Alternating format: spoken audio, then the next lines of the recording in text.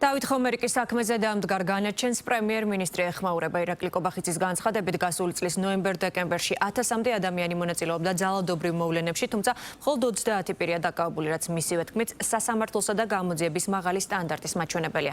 პრემიერის განცხადებით მიუხედავად იმისა, რომ ზოგიერთისთვის ძალადობრივი ქმედება შეიძლება არჩევანის თავისუფლებად ითვლებოდეს, სახელმწიფოს ვალდებულება ამაზე შესაბამისი პასუხი გასცეს.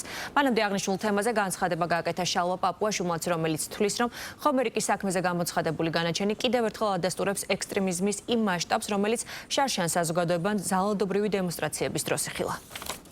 საქართველოში არის ეფექტიანი მართლმსაჯულება, რომელიც უზრუნველყოფს სტანდარტების შესაბამისად, კანონმდებლობის შესაბამისად საქმეების გადაწყვეტას. რაც შეეხება ზოგადად ამ 30 პატიმარს, რომლებსაც უწოდებენ სინდისის პატიმრებს, უსინდისო ქმედებების გამო არიან სინამდვილეში ეს ადამიანები კონკრეტული ბრალის ქვეშ.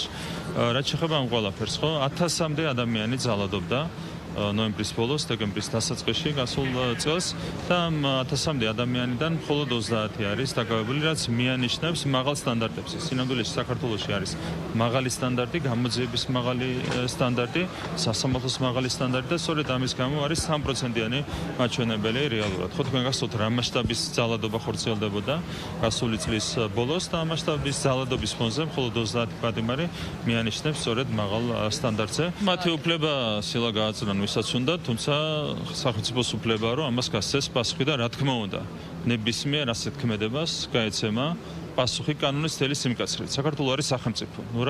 დავიწყდება, რომ საქართველო არის სახელმწიფო და სახელმწიფოს ყოველთვის ექნება სათანადო რეაგირება ნებისმიერ ანტისახელმწიფოებრივ ქმედებაზე.